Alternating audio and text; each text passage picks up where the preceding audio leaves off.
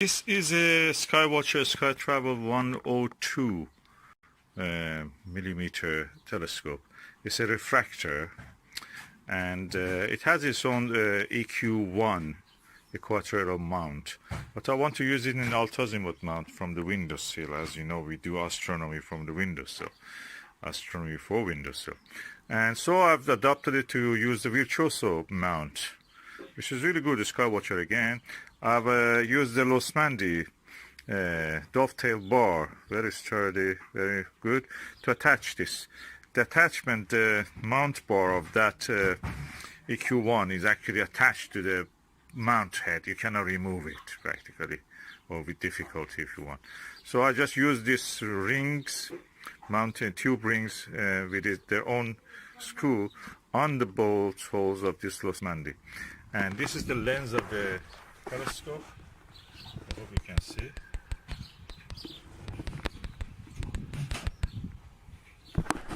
And this is what it looks like. And let us find the target and look at it. Okay, it's the view through my Ostara 40 millimeter wide angle eyepiece. This is what you see. There is a very good eye relief with this eyepiece, and the telescope itself also. Number for this telescope means the focal length of the telescope divided by the diameter of the objective, which is in this case 102 millimeter, and the focal length is 500 millimeter. The F number then is 4.9, makes it quite a wide angle for such aperture. It is really quite wide angle. So in a normal way, you'd expect a lot of aberration, chromatic aberration, and also probably even spherical aberration. But in this telescope, it seems they have done the two lenses, which is a doublet of this refractor, they form it. They have a space between them, and that spacing has actually, in a way, improved the chromatic aberration in a very good way.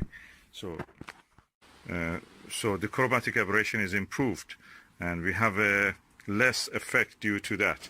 So let me go on a bright object, like the branches of the tree and against the background of a sky, and see how it will perform there.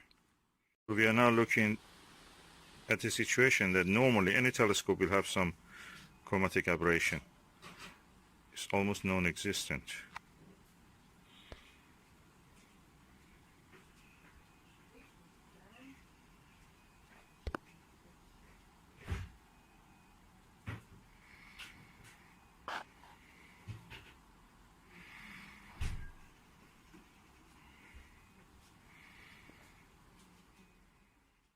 I think this is a good value, considering that for buying an apochromatic refractor or even a maxitoph, you have to pay probably from anything between 4 or 5 times to 10 times more than the price for this.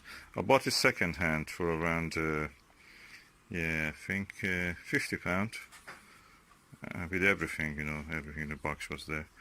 And we will put it in a good use first. And for this new one is around 189, 200 pounds. So it's good value even at second hand. And then compare it with the 2,000 pounds that you may have to pay for an apochromatic telescope of this aperture, 1,000 pounds, 2,000 pounds sometimes. Something in between. So good value in general, and compare the size of the tube aperture with this tonic water that I have here. And I will turn it around so we can see the lens. Okay, that's the lens. It needs a bit cleaning, but more than that, the lens is good. It's quite large. It has a lens cap, it has the eyepiece, it has everything that it needs to start your working on the planets and the stars. I'm looking forward to have a clearer sky, probably not tonight because as you can see it's doom and gloom and cloudy. but I will try it on Jupiter, Saturn. Deep sky object probably will be the best usage for this telescope. Like star clusters, galaxies, it has a big objective lens. So it's 4-inch telescope, refractor, very good, capable, and hopefully it will be performing for us. Okay, I'm now using a 10mm orthoscopic eyepiece. As you can see, the image is really good and crisp. I see a slightly purple fringing, but you may not notice it. In the corner of the image you may see some violet coloring. But other than that, it's good. So probably we can use this. Any of these fruits you see there will be the size of the Jupiter or Saturn, with the rings of it, of course, in the viewing. Unless you say that they may be too bright and the brightness may ruin the image.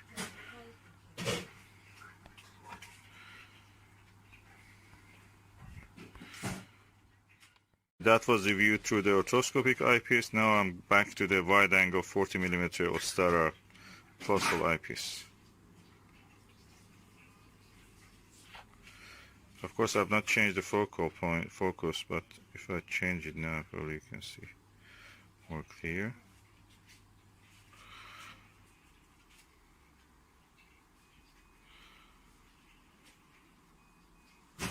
All in all, I think the optics of this telescope is really good. This eyepiece is brilliant, Ostara. This is the most used eyepiece that I have. I have probably 50 eyepieces, but this is the best I can use. It's cheap. I bought this from probably £15 or something.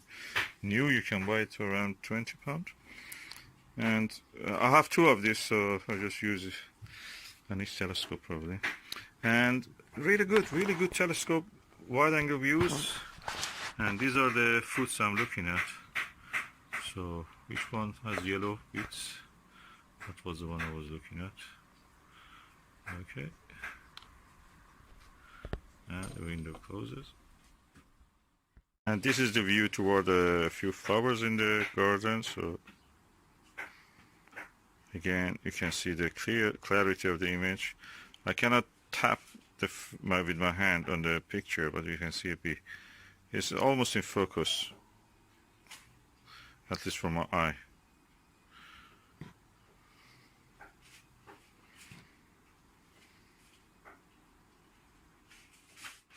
The image quality, I'm really impressed, and the ease of movement, and you can see almost I can point it to the zenith, and the arrangement is really good. It's better than the other telescope that I have. You can almost point it to the zenith. The angle of this is now around 75 degrees, yeah, and things like Vega, if it is real high, you can look at this, and nice. I'm happy with this Losmandy, really saved the day. Without this Losmandy, that's from my Meade LX9T guider scope for that. So it has its own rings, and this Vixen, we call Losmandy dovetail. Really helpful.